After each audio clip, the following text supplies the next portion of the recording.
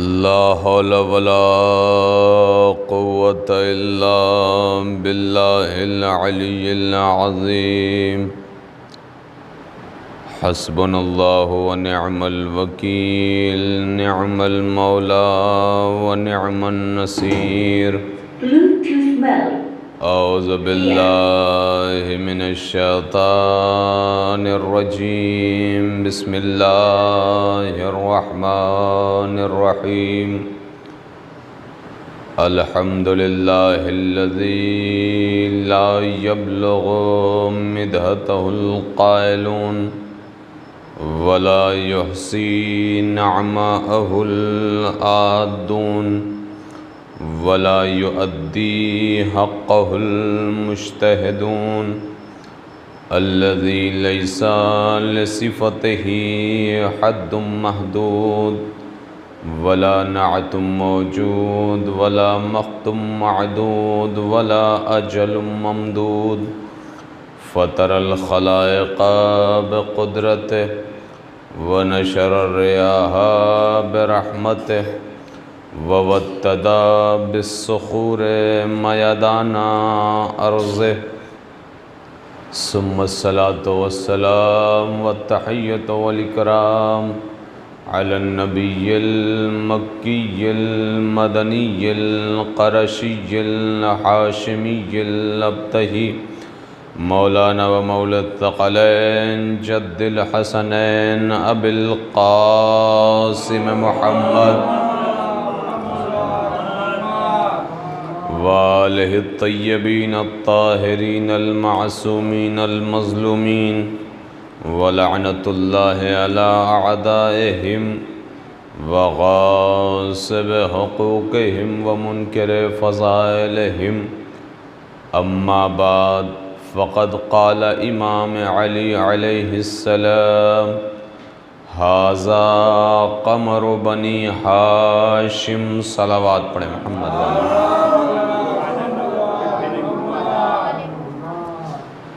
عزیزان محترم، بزرگان ملت، برادران عزیز، حاضرین گرامی قدر، عزاداران مظلوم کربلا، آج خمسہ مجالس کی چوتھی مجلس ہے اور آج ہمیں یہ حکم ہوا ہے کہ جناب ام البنین سلام اللہ علیہ پر فضائل و مصائب پڑھے جائیں۔ جناب ام البنین سلام اللہ علیہ مادر غازی عباس علیہ السلام، مادر باب الحوائج، جناب ام البنین بہت ہی دلیر خاتون کا نام ہے، بہت ہی شجاع خاتون کا نام ہے، اور جناب ام البنین سلام اللہ علیہ کا تعلق بنی کلاب سے ہے، جن کا پورا نام ہے فاطمہ کلابیہ۔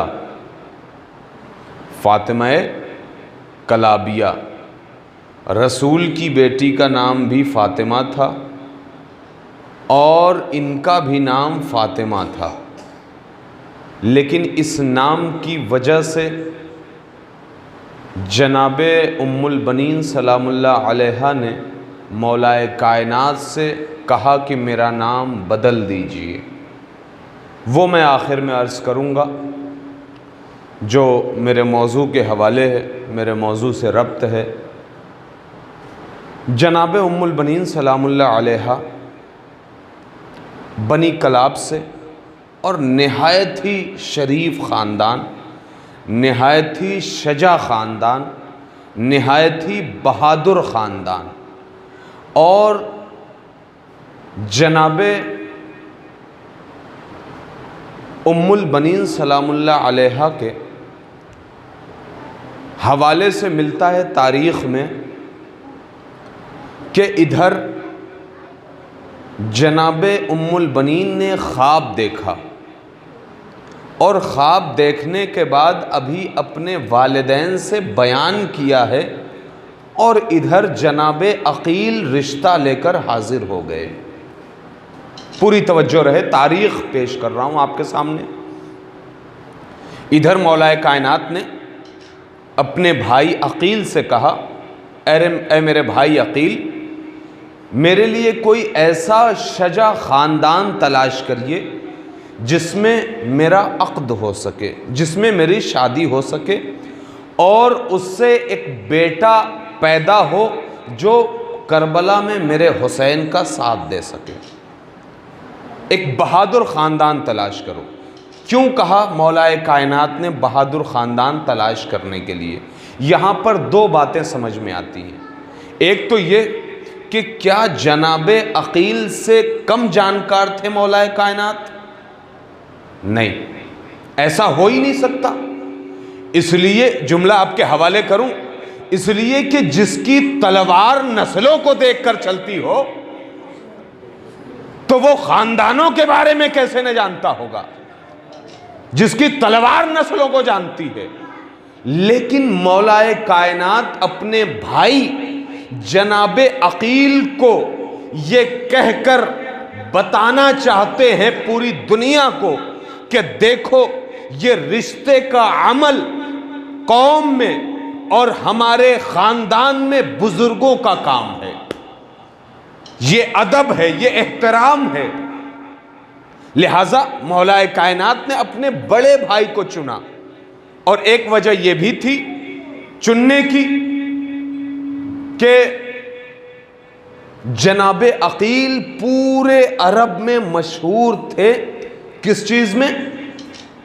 انساب میں، یعنی جتنے بھی قبیلے ہوا کرتے تھے اس دور میں، ان سب قبیلوں کو اچھے طریقے سے جانتے تھے جناب عقیل کہ ان کا شجرہ کیا ہے، ان کے شجرے میں کیا خصوصیت ہے، کیا کمی ہے۔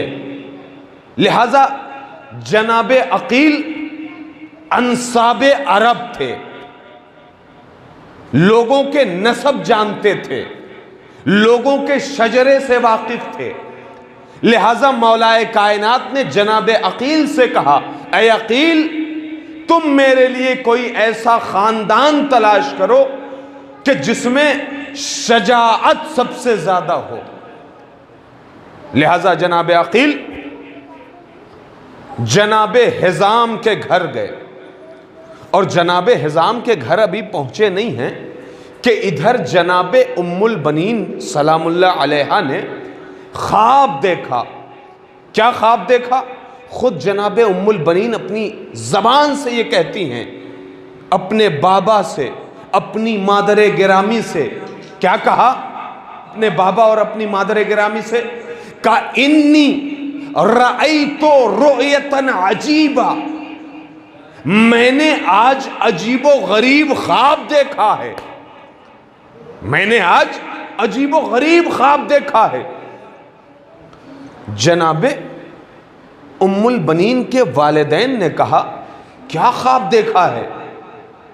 تو جناب ام البنین کہتی ہیں کہ میں نے خواب میں دیکھا کہ بڑے حسین نظارے ہیں، چاروں طرف خوبصورت پھول پودے اور حسین و جمیل مناظر ہیں، میں جدھر نظر کرتی ہوں ادھر ایک سے بڑھ کر ایک خوبصورت مناظر، اور اچانک میری نظر آسمان کی طرف گئی۔ پوری توجہ رہے، میری نظر آسمان کی طرف گئی۔ اب جیسے ہی آسمان کی طرف گئی، میں نے دیکھا 14ویں کا چاند نظر آ رہا ہے، اور 14ویں کا چاند اتنا رونما ہو رہا ہے، اتنا اپنی کرنوں کو افشاں کر رہا ہے، اتنی روشنی بکھیر رہا ہے کہ اس سے پوری کائنات جگمگا رہی ہے۔ اور اس کے بعد جناب ام البنین نے کیا کہا؟ اس کے پیچھے پیچھے 3 ستارے بھی نظر آ رہے ہیں، اس کے پیچھے 3 ستارے بھی نظر آ رہے ہیں، اور اچانک میں نے دیکھا کہ وہ چاند اور ستارے دھیرے دھیرے آہستہ آہستہ میرے قریب آنے لگے، میرے قریب آنے لگے۔ ذرا میری طرف متوجہ رہیے اور ذرا اگر لطف آئے تو بولیے گا۔ ادھر جناب ام البنین کہتی ہیں کہ اچانک وہ چاند، وہ ستارے میری طرف بڑھنے لگے۔ اب جیسے ہی میں نے دیکھا کہ میری طرف بڑھ رہے ہیں، میرے قریب آ رہے ہیں، میں حیران ہو گئی، میں متعجب ہو گئی کہ میرے قریب کیوں آ رہے ہیں۔ میں نے دیکھا کہ اچانک وہ چاند اور وہ ستارے سب کے سب میری گود میں آ گئے۔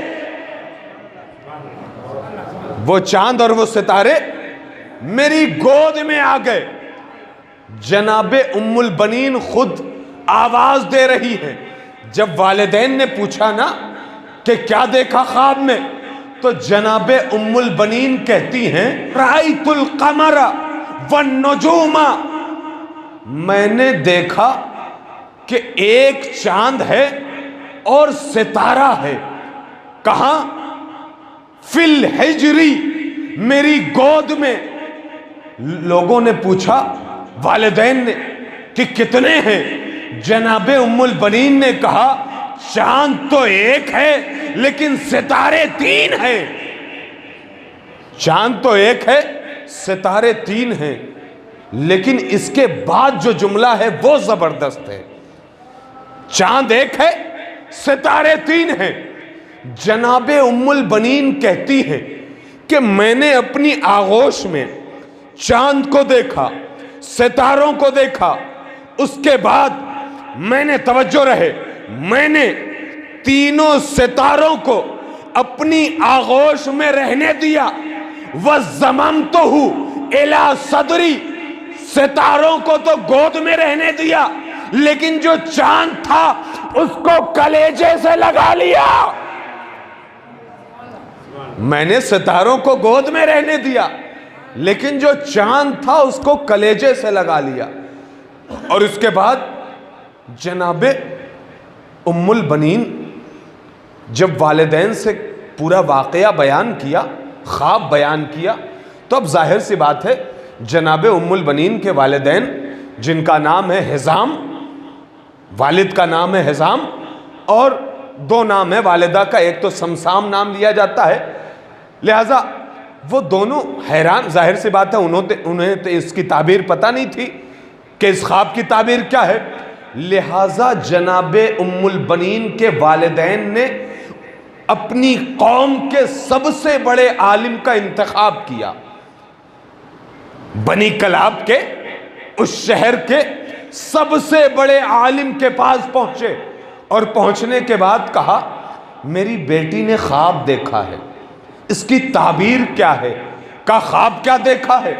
پورا خواب بیان کیا۔ اب جیسے ہی خواب بیان کیا، توجہ، جملہ رائے گا نہ جائے، جیسے ہی خواب بیان کیا، عالم دین نے کہا اے حزام، اے سمسام، تمہاری بیٹی نے جو خواب دیکھا ہے وہ خواب بالکل اس خواب جیسا ہے جیسا خواب جناب یوسف نے دیکھا تھا، جیسا خواب جناب یوسف نے دیکھا تھا۔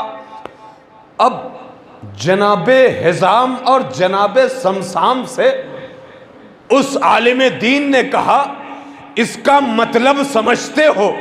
اس کا مطلب یہ ہے، توجہ رہے، ایک ایک فرد تک یہ جملہ پہنچنا چاہیے۔ وہ عالم کہتا ہے اس کا مطلب سمجھتے ہو؟ اس کا مطلب یہ ہے اے حزام، اے سمسام، تمہاری بیٹی ولی اللہ کی زوجہ بننے والی ہے، قمر بنی ہاشم کی ماں بننے والی ہے۔ صلوات پڑھے محمد و آل محمد پر۔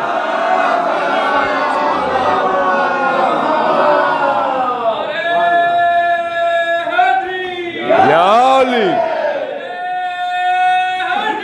یا علی، اللہم صلی علی محمد۔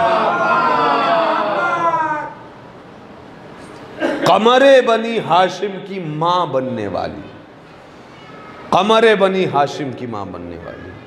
اور اس کے بعد ادھر جناب عقیل آئے، اور جیسے ہی جناب عقیل آئے اور حزام کو بلایا، دروازہ کھٹکھٹایا، حزام آئے جناب ام البنین کے والد، اور آنے کے بعد باتیں ہوئیں تو جناب عقیل نے کہا کہ میں اپنے بھائی علی کا رشتہ لے کر آیا ہوں۔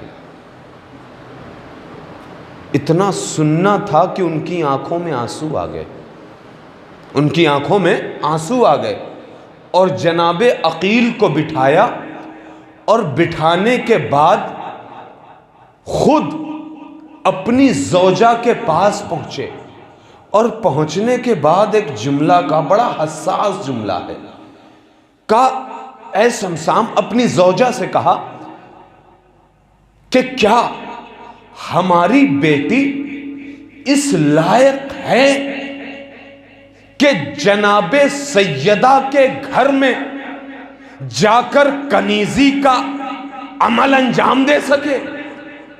کیا ہماری ایسی تربیت ہے کہ جہاں پر نبی رہتے ہوں، جہاں پر علی رہتے ہوں، جہاں پر معصومین رہتے ہوں، اس گھر کی خادمہ ہماری بیٹی بن سکتی ہے؟ کیا ہم نے ایسی تربیت کی ہے؟ لہذا جناب ام البنین کی ماں نے کہا ہم نے تو تربیت میں کوئی کسر نہیں چھوڑی ہے۔ اس کے بعد خود جناب ام البنین سے پوچھا، اے میرے لال، اے میری بیٹی، یہ رشتہ قبول ہے؟ یہ بھی بہت بڑا پیغام ہے دنیا والوں کے لیے۔ کیوں؟ اس لیے کہ آج کل کا جو معاشرہ ہے وہ بڑا عجیب ہو چکا ہے۔ کچھ والدین تو ایسے ہوتے ہیں کہ وہ سمجھتے ہیں کہ بیٹیوں پہ ہمارا اختیار اتنا زیادہ ہے کہ پوچھنے کی بھی ضرورت نہیں ہے، جبکہ شریعت یہاں پر اجازت نہیں دیتی۔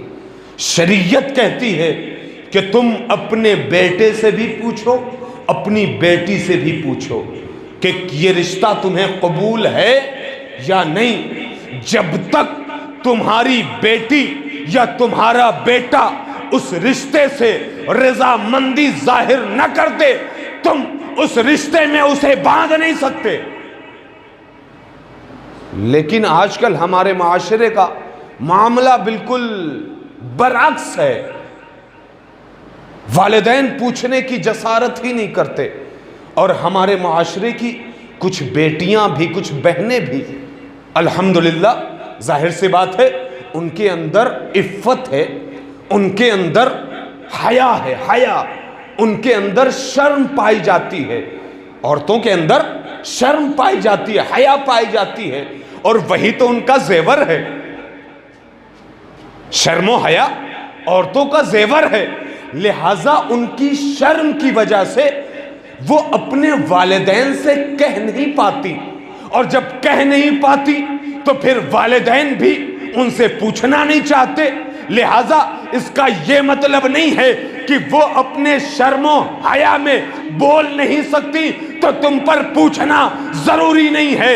لہٰذا ان کی شرم و حیا اپنی جگہ، والدہ ان کے پاس جائے اور پوچھے، اے میری بیٹی، یہ رشتہ منظور ہے یا نہیں؟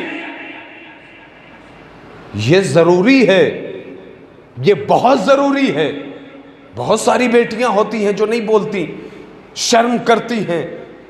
یہ معاملہ واقعاً ہے پاک دامنی کا، عفت کا، شرم کا، حیا کا، لیکن جہاں پر انتخاب کرنا ہو وہاں پر ہمیں خود بولنا ہوگا۔ اگر بیٹی ہے، یہ بہت بڑا جملہ کہہ رہا ہوں، اگر بیٹی ہے تو وہ بھی محبت سے، پیار سے، اخلاق سے، اپنے والدین سے وہ بتائے کہ ہاں یہ رشتہ مجھے منظور ہے یا نہیں۔ اگر کوئی بیٹا ہے تو وہ بھی اپنے والدین سے کہے کہ میں چاہتا ہوں کہ میرا رشتہ یہاں لگایا جائے، میرا رشتہ یہاں کیا جائے۔ اگر ایسا کیا گیا تو معاشرے کے معاملات برقرار رہیں گے، معاشرے کے حالات سدھرے رہیں گے، معاشرے کے حالات بگڑیں گے نہیں۔ اور اگر اس کے برعکس کیا گیا تو پھر معاشرے میں خلفشار پیدا ہوگا، معاشرے میں بدامنی پیدا ہوگی، معاشرے میں بد اخلاقی پیدا ہوگی، معاشرے میں برائی پیدا ہوگی۔ لہٰذا اس بات کا خیال رکھنا ہے۔ پوچھا اور اس کے بعد جناب عقیل نے رشتہ منظور کر لیا اور جناب عقیل چلے۔ جناب ام البنین کی جب شادی ہو گئی نا علی سے، تو جناب ام البنین جب اپنے گھر سے نکل کر، بڑی قیامت کی روایت ہے عزیزوں، غور کرنا چاہیے، ہماری مائیں بہنیں بھی سنیں۔ جب جناب ام البنین نکلیں اپنے گھر سے اور علی کے گھر پہ پہنچی، تو روایت کہتی ہے کہ دروازے سے پہلے رک گئی اور رکنے کے بعد مولائے کائنات کے گھر کی چوکھٹ کو چوما، گھر کی چوکھٹ کو چوما، اور چومنے کے بعد گھر کے اندر داخل ہوئی۔ اور جب گھر کے اندر داخل ہوئی تو اپنے ہاتھوں کو بلند کیا، آواز دی، پروردگارا، پروردگارا، میں تیرا شکر ادا نہیں کر سکتی۔ توجہ ہے نا، پروردگارا میں تیرا شکر ادا نہیں کر سکتی، مجھے تو نے جو عزت بخشی ہے، جس گھر میں فاطمہ رہا کرتی تھی اس گھر میں مجھے رہنے کا شرف عطا کیا، لہذا پروردگار میں تیرا جتنا بھی شکر ادا کروں کم ہے۔ اور شکر ادا کرنے کے بعد ایک جملہ کہا جناب ام البنین نے، کہا میرے شہزادے حسن و حسین کہاں ہیں؟ کسی نے کہا کہ حسن و حسین اپنے حجرے میں آرام فرما رہے ہیں۔ جناب ام البنین حسنین کے حجرے میں پہنچی، اسی روایت کا ٹکڑا ہے، پہنچی اور پہنچنے کے بعد امام حسن کے پیر کو پکڑا۔ روایت میں نے خود کتاب میں پڑھی ہے، سنی سنائی باتیں نہیں کر رہا ہوں۔ امام حسن کے پیر کو پکڑا، امام حسین کے پیر کو پکڑا، اور پکڑنے کے بعد ایک جملہ کہا، تاریخی جملہ ہے، تاریخی جملہ، اتنا بڑا جملہ میں نے ابھی تک نہیں پڑھا تھا۔ پکڑنے کے بعد پیروں کو جناب ام البنین نے کہا، اے میرے شہزادوں، اے میرے لاڈلوں، چہ جائے کہ میں تمہارے باپ کی زوجہ ہوں۔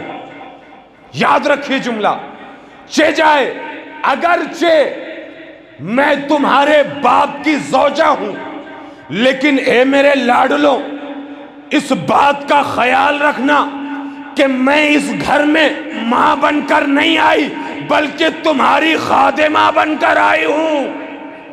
اللہ اکبر، میں تمہاری خادمہ بن کر آئی ہوں۔ دنیا جسے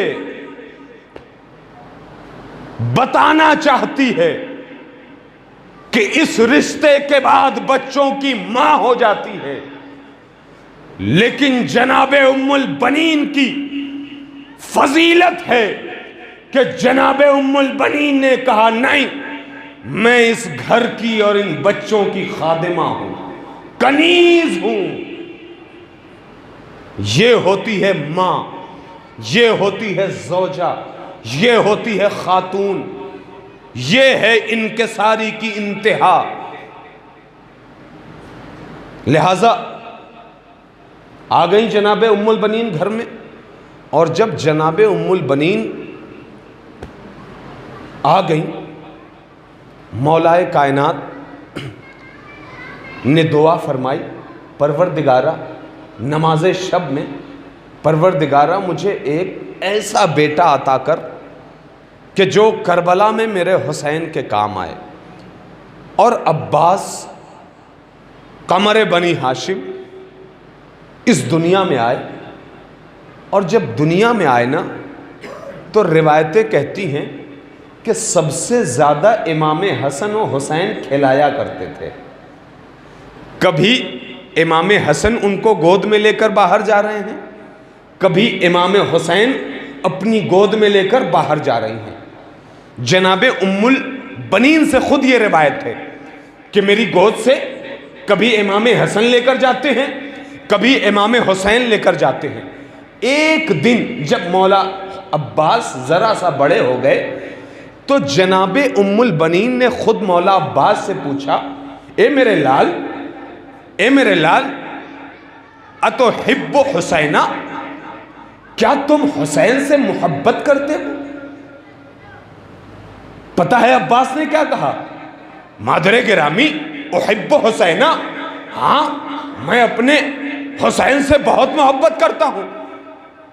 جناب ام البنین نے کہا کیوں؟ کوئی وجہ تو ہوگی، کیوں محبت کرتے ہیں آپ؟ مولا عباس نے کیا جملہ کہا کم سنی کے عالم میں۔ مولا عباس نے کہا میں اس لیے محبت کرتا ہوں لِأَنَّهُ اخی و امامی، کیونکہ میرا حسین میرا بھائی بھی ہے، میرا امام بھی ہے۔ کیونکہ میرا حسین میرا بھائی بھی ہے، میرا امام بھی ہے۔ اب یہاں پر آپ خود بتائیے کہ جناب ام البنین کو خوش ہونا چاہیے تھا یا نہیں؟ کم سنی کے عالم میں بھائی بھی کہہ رہے ہیں، امام بھی کہہ رہے ہیں، خوش ہونا چاہیے تھا نا؟ لیکن نہیں، جناب ام البنین خوش نہیں ہوئی۔ جناب ام البنین کے تیور بدل گئے، اور اس کے بعد جناب ام البنین کا جملہ سنیں گے۔ جناب ام البنین نے مولا عباس کو مخاطب کیا اور کہا عباس لا تقل، آئندہ ایسا نہ کہنا۔ کیا کہا؟ لا تقل، آئندہ یہ جملہ نہ کہنا، یہ بات نہ کہنا۔ مولا عباس نے کہا مادر گرامی کوئی جسارت ہو گئی، کوئی غلطی ہو گئی، کیا بات ہے؟ جناب ام البنین نے بہت بڑا جملہ کہہ دیا۔ بس اس جملے کے بعد امام حسن و حسین کی فضیلت کی انتہا ہے جناب ام البنین کی زبانی۔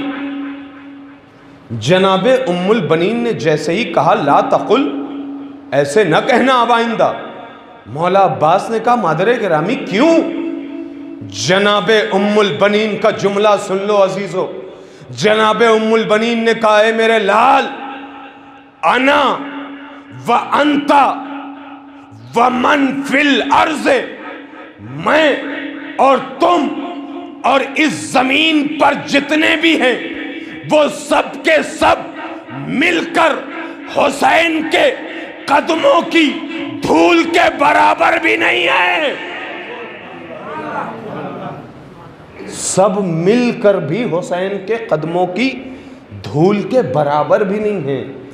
لہٰذا جناب ام البنین کہنا یہ چاہتی تھیں انہیں بھائی نہ کہنا، ہیں بھائی بے شک، لیکن آقا ہیں، مولا ہیں، امام ہیں۔ اور یہی وجہ تھی کہ ہمیشہ مولا عباس نے امام حسین کی اطاعت کی، ہر حکم پر عمل کیا۔ مولا عباس کہ جناب ام البنین کی بہت بڑی وصیت تھی، اور جناب ام البنین کے حوالے سے گفتگو ہو رہی ہے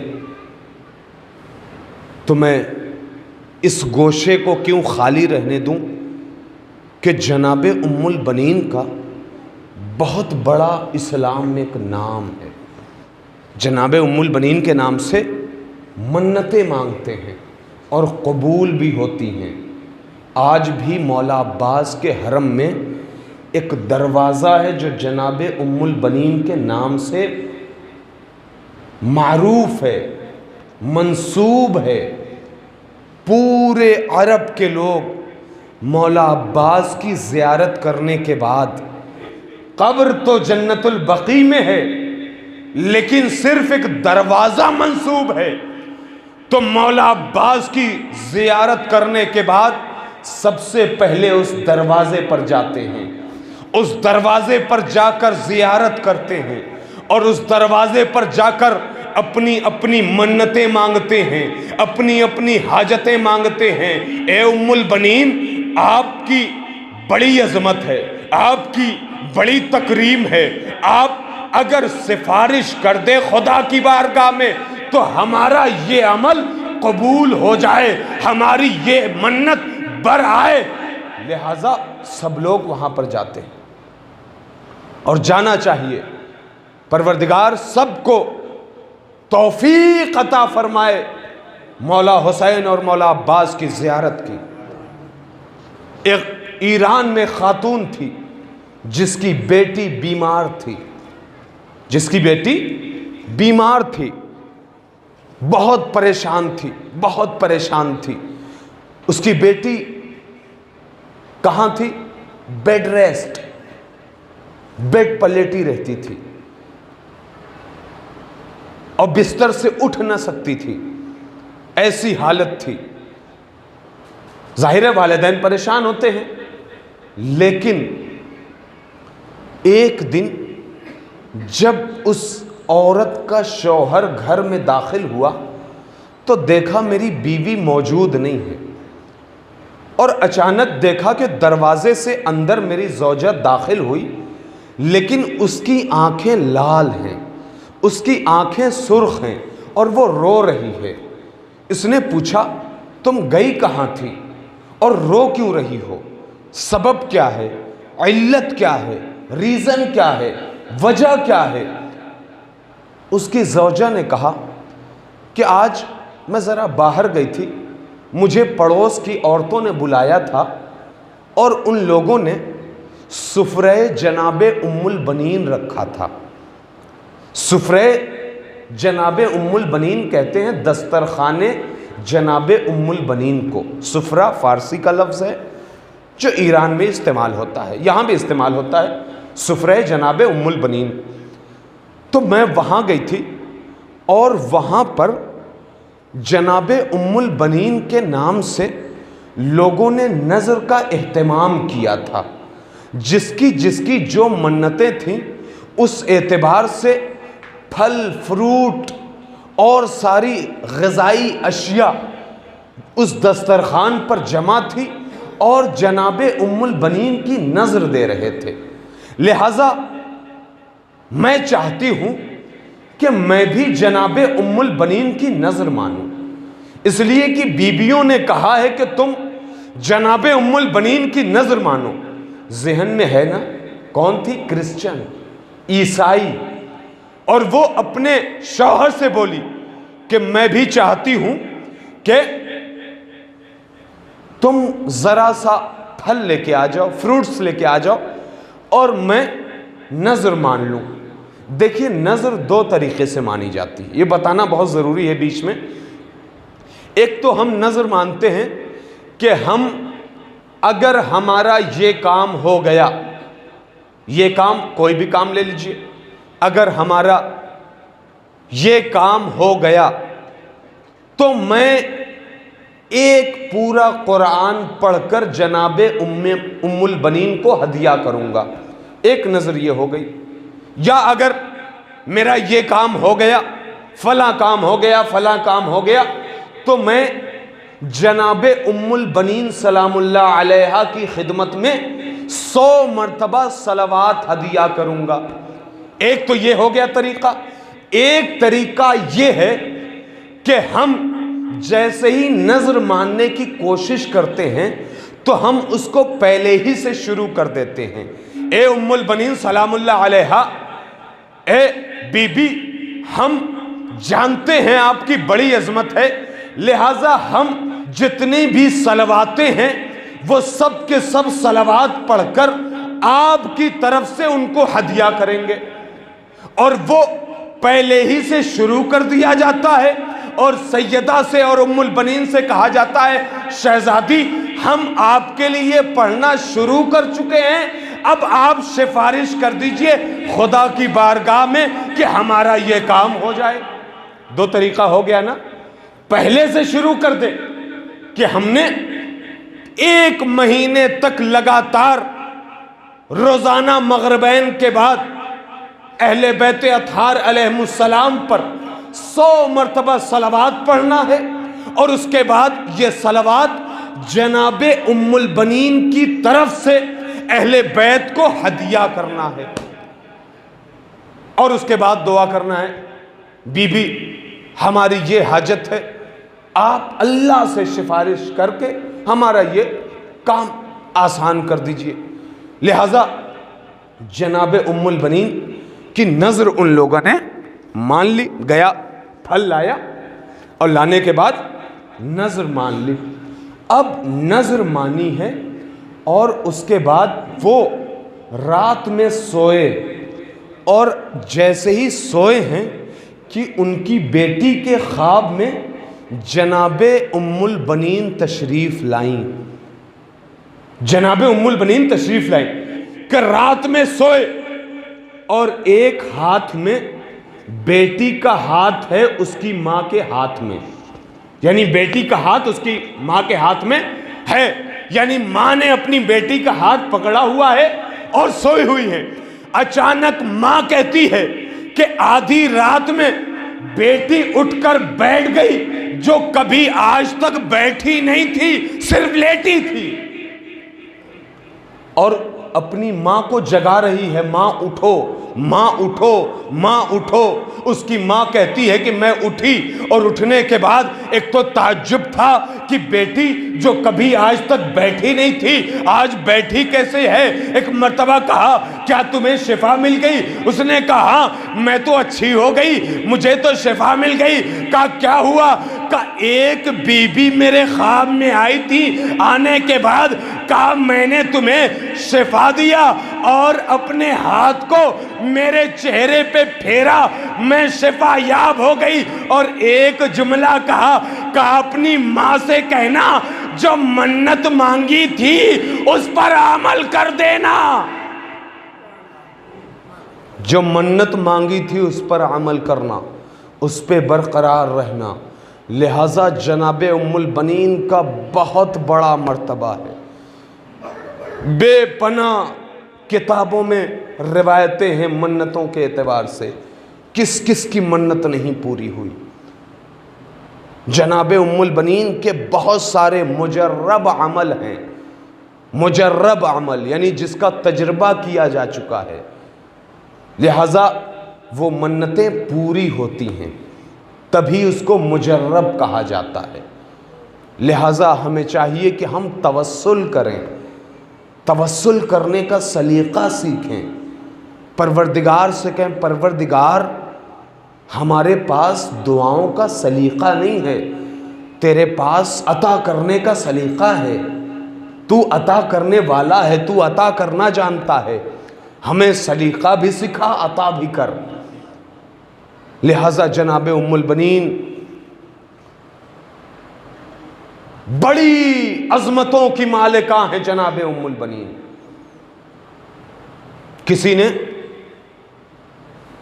خواب میں دیکھا، بلکہ ایک عالم دین نے خواب میں دیکھا کہ امام وقت آئے ہیں اور آواز دے رہے ہیں کہ تم مسجد جمکران جاتے ہو، لیکن تم اپنی اپنی دعائیں تو مانگتے ہو، اپنے دلوں کی جتنی بھی امنگیں ہیں سب پیش کر دیتے ہو، لیکن میرے ظہور کی دعا نہیں کرتے۔ اللہ اکبر، خود امام کہہ رہے ہیں ساری دعائیں کرتے ہو لیکن میرے ظہور کی دعا نہیں کرتے۔ لہٰذا ہمیں چاہیے کہ ہم اپنے امام کے ظہور کی دعا بھی کریں۔ امام نے فرمایا، امام زمانہ نے، کہ ہم سے جب توسل کیا کرو تو مولا عباس کا واسطہ دے کر کیا کرو۔ خود روایت ہے، مولا عباس کا واسطہ دے کر کیا کرو۔ لہٰذا جناب ام البنین وہ گھر میں मालिका बनकर नहीं, कनीज़ बनकर रह रही। क्या नाम था? मैंने इब्तिदाई मजलिस में कहा था फातिमा कलाबिया, लेकिन नाम पड़ गया उम्मुल बनीन। ये नाम क्यों बदला, क्यों चेंज हुआ? उसकी वजह यह है कि जनाबे सैयदा का नाम था जनाबे फातिमा ज़हरा सलामुल्लाह अलैहा, और जब अली जनाबे फातिमा कलाबिया को फातिमा कहकर पुकारते थे घर के अंदर, तो जनाबे फातिमा कलाबिया कहती हैं कि ए अली, मुझे फातिमा कहकर न बुलाया करें। क्यों? इसलिए कि जब आप मुझे फातिमा कहते हैं तो जनाबे ज़ैनब उम्मे कुलसूम को अपनी माँ याद आ जाती है। लिहाजा मैं दिल शिकनी नहीं चाहती, मैं नहीं चाहती कि बच्चों को माँ याद आ जाए। लिहाजा अजीज़ों, वो कितनी अजीम खातून है, कसम खुदा की, इतना ख्याल है बच्चों का कि अपना नाम कहा बदल दीजिए मेरे सरताज। और फिर जनाबे अमीर कायनात ने उम्मुल बनीन के लक़ब से मुलक़्क़ब किया। उम्मुल बनीन का मतलब होता है बेटों की माँ। और फिर ये सारी तारीख़ उम्मुल बनीन की करबला के मैदान में देखने को मिलती है कि जो एक चाँद था 3 सितारे थे। एक का नाम अब्दुल्ला, एक का नाम जाफ़र, एक का नाम उस्मान, एक का नाम अब्बास। ये 4 थे, चारों में एक चाँद और 3 सितारे थे जो उम्मुल बनीन ने हुसैन पर क़ुर्बान कर दिए। बड़ी अजीब रिवायत है, सुन के ज़हन परेशान हो जाता है। जनाबे उम्मुल बनीन कहती हैं कि सारे बेटों को जब करबला भेज दिया ना, तो भेजते वक्त ये कहा था कि ए मेरे लाल, जाओ हुसैन पर क़ुर्बान हो जाना, हुसैन पर कोई आँच ना आनी चाहिए, हुसैन पर कोई आँच ना आए। अगर तुम में से एक भी शहीद हो गया ना, तो मैं ये समझूंगी कि मेरे 4 बेटे नहीं थे, 3 ही बेटे थे। और अगर 2 शहीद हो गए तो मैं ये समझूंगी कि मेरे 2 ही बेटे थे, 4 नहीं थे। और अगर 3 शहीद हो गए तो मैं ये समझूंगी कि मेरा बस एक ही बेटा था। और अगर 4 शहीद हो गए तो मैं ये समझूंगी मेरा बेटा ही नहीं था।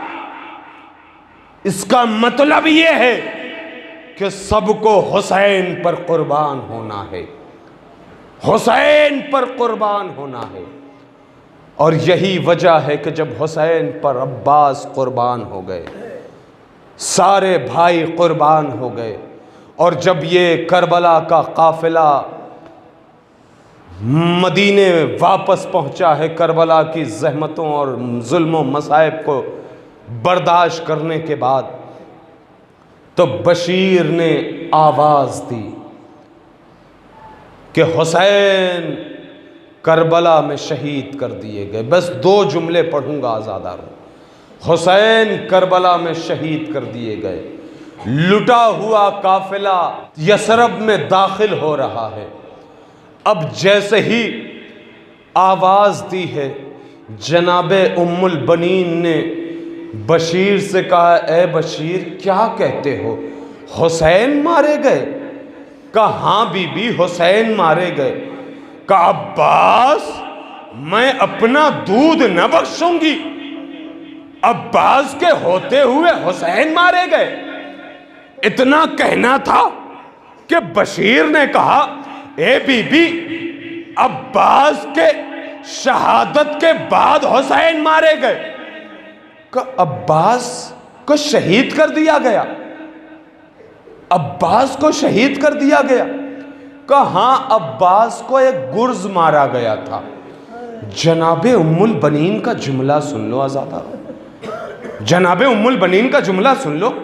अगर دل نہ ہل جائے، دل نہ رونے لگے، تو اپنے ہاتھوں کو بلند کر کے کہنا پروردگارا ہماری آنکھوں سے یہ غم حسین میں آنسو کیوں نہیں نکلتے؟ ہماری آنکھیں یہ گناہوں سے اتنی سیاہ کیوں ہو گئی ہیں کہ ہماری آنکھوں سے غم حسین میں آنسو نہیں نکلتے؟ جملہ سن لو عزاداروں، بڑی آہستگی سے کہوں گا، بڑے دھیرے لہجے میں کہوں گا، اس لیے کہ مصائب کی قیامت ہے یہاں پر۔ جناب ام البنین نے کہا عباس کو گرز لگا اور عباس گرز سے شہید کر دیے گئے۔ ہاں بی بی، کہا نا میں نہیں مانتی، عباس کو گرز لگ گیا اور عباس اسے روک نہ سکے۔ مجھے تم کہتے ہو کہ عباس کو گرز لگ گیا، مجھے بتاتے ہو میری گود کا پالا ہوا اتنا شجاع، اتنا بہادر، ایک گرز کو نہ روک پایا؟ ارے اتنا کہنا تھا کہ بشیر نے کہا اے بی بی، ارے جب گرز لگا تو عباس کے بازو قلم ہو چکے تھے۔ ہاں جزاک اللہ، جزاک اللہ، مولا تمہیں سلامت رکھے، یہی حق ہے گریہ کرنے کا۔ شہزادی بی بی، جب عباس کو گرز لگا نا تو دونوں بازو قلم ہو چکے تھے۔ اب جیسے ہی بی بی نے سنا قلم ہو چکے تھے تو بی بی نے کہا بشیر، تو پھر جب دونوں بازو قلم ہو چکے تھے تو تم نے کہا عباس زین سے زمین پر آئے، تو اچھا ایک بات تو بتا دو کہ جب میرا لال زین سے زمین پر آیا تو میرے لال کا چہرہ پہلے زمین پر آیا یا سینہ پہلے زمین سے لگا؟ اللہ اکبر۔ میرے لال، اس لیے کہ جب بھی کوئی زین سے زمین پر آتا ہے، اونچائی سے نشیب کی طرف آتا ہے تو اپنے ہاتھوں کا سہارا لیتا ہے، لیکن اے بشیر میرے لال کے بازو قلم ہو چکے تھے، میرا لال کیسے زمین پہ آیا؟ ہاں عزاداروں، روایت کہتی ہے کہ جناب ام البنین جب تک زندہ تھیں صرف حسین پر گریہ کیا، جاتی تھیں قبر سیدہ پر، قبر رسول پر، اور جانے کے بعد 4 قبر بناتی تھیں۔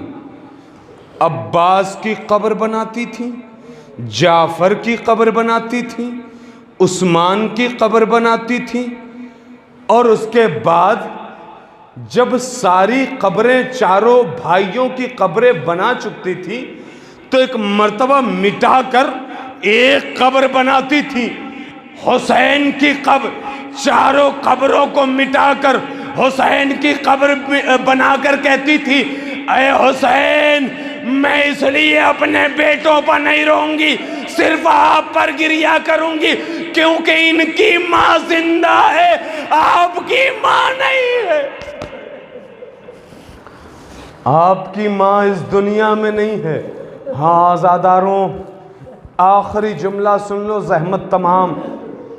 جناب ام البنین اتنا گریہ کرتی تھیں، روایت کہتی ہے کہ پورا مدینہ مشہور ہو گیا تھا مدینے میں کہ جناب ام البنین کے گریے سے لوگ بھی گریہ کرنے لگتے تھے۔ ایک دن مروان مدینے کی گلی سے گزر رہا تھا، اپنے گھوڑے سے گزر رہا تھا کہ اچانک لوگوں کو دیکھا کہ روتے روتے آ رہے ہیں، لوگ راستہ چل رہے ہیں اور رو رہے ہیں۔ لوگوں سے پوچھا کیا بات ہے؟ کہا آگے بڑھو تمہیں خود پتہ چل جائے گا۔ ایک بی بی کے رونے کی آواز آ رہی ہے۔ یہ چند قدم آگے بڑھا، کیا دیکھا کہ ایک بی بی رو رہی ہے۔ لوگوں سے پوچھا یہ کون ہے جو اتنا زیادہ رو رہا ہے، اتنا تڑپ کر رو رہا ہے، اتنا بے چین ہو کر رو رہا ہے؟ کسی نے کہا یہ رونے والی خاتون کوئی اور نہیں بلکہ عباس کی ماں ہے۔ مروان کا جملہ سنو گے عزاداروں، مروان کہتا ہے اس بی بی کو رونے کا حق ہے، اس لیے کہ عباس جیسے بیٹے پر رو رہی ہے، عباس جیسا بیٹا شہید ہوا ہے، اس ماں کو گریہ کرنے کا حق ہے۔ عزاداروں، جناب فضہ جناب ام البنین کے پاس آئیں لمحے آخری لمحے میں، جب جناب ام البنین کی شہادت کا وقت ہے، آخری وقت میں آئیں، اور آنے کے بعد ایک جملہ کا، آخری جملہ ہے، جتنا گریہ کرنا چاہتے ہو کر لینا، کہا بی بی مجھے کوئی ایسی بات بتا دیجئے۔